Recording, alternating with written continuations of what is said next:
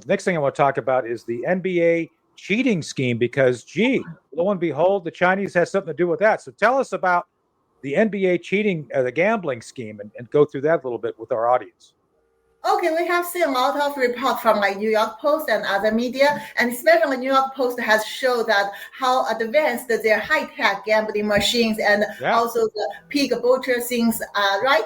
But for Chinese, as a Chinese, I can tell you that's so familiar because Americans say, oh, how come there are X3 gambling machine? How come they play such game and just the victim is the only one in the game who doesn't know the truth? Come on, that happened in China, especially in Macau and also the Asian areas. And behind them, I can tell you, it's not only about certain scam group, it's CCP, especially their military intelligence forces. I mean, there is another type of this kind of scam you may heard, like the Cambodia or Burma that telecom fraud group. It's the same. Behind them is not a certain criminal. It's CCP's PLA and the MSS and also police, this kind of united front or this kind of spy network. So they use this way to control not only the victim, but also the local government and the local business, right? So NBA, they get so many profits from China now. And several years ago, when some of the NBA leading voice talking about China doing the inhumane violence in Hong Kong. The Uyghur issue, Yeah, and the Uyghurs. And so China punished NBA. Now NBA not only get money from China, but also bring, like this year, they bring a player named Yang Hansen, and his coach is Bilopus, right? He's in Portland, Trailblazer. China's propaganda says they want this player become next to Yao Ming. Yao Ming was the NBA Chinese player, but he's also a CCP's official now, senior official, United Front. We know China, they know how they use this kind of sports, entertainment, whatever ways to build the spy network to infiltrate the other countries. How could Kissinger build this diplomatic relationship with China? Because China used the ping-pong diplomacy. And the ping-pong athlete who built that is CCP's covert agent from our sources. And now they want the new spies come to NBA and other this kind of field to build more relationships with the Americans. So now, behind it is very clear CCP's trick, CCP style. So 2 things to that. So also they were able to co-opt another GIMP named LeBron James. I mean, well, it's true. I mean, that guy bent over. Just saying. I mean, I hate to be a little bit graphic here, but it was kind of like he was told to grab his ankles, and he did, so to speak. And so LeBron took a powder. He basically said, "Oh yeah, we're sorry, China." And so there he is.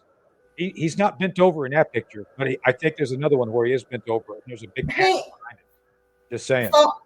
For LeBron, I can tell you some facts. So first, in China, everyone knows LeBron. Even for me, I was not a fan about NBA at all, but I know his name because China promotes his name.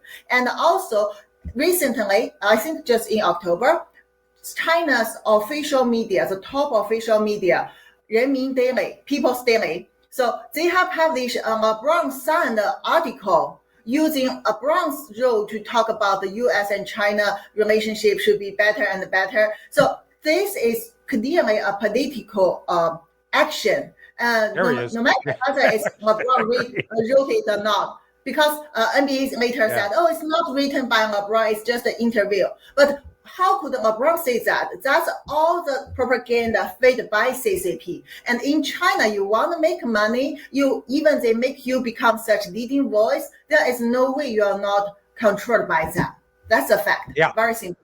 Yeah. So I think it's fascinating that the Chinese. I think the one lesson that people should come away with is China's influence in the economy, in our society, and in sports and entertainment is huge. I don't think people fully understand how influential China is in very evil ways. Is that a good summary of kind of where we're going with all this? Of course, I have actually done a series of episodes on America Out Loud with Edward Hoagland, who's a former CIA senior analyst on the unrestricted warfare. We have talked about a lot on that, and people actually really don't understand CCP's this kind of infiltration is not only about united front, this kind of open frontline things.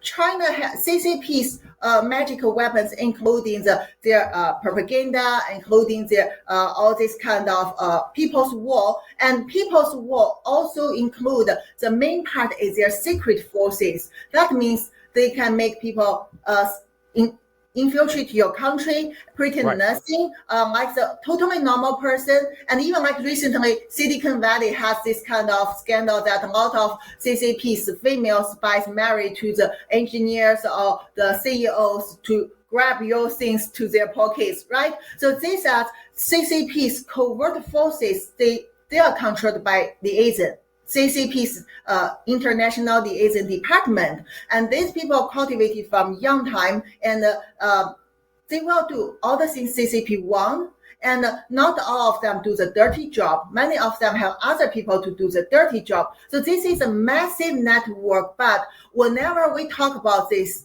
we have very strong evidence from our sources, because there is no open recourse, or it's difficult for others to verify. Thank you for watching that clip. If you like that, there's more. Go sign up at ColonelTonyShaffer.com. We have exclusive content that you can only get if you sign up and become a Sentinel member, Sentinel Circle member. So be sure and join us.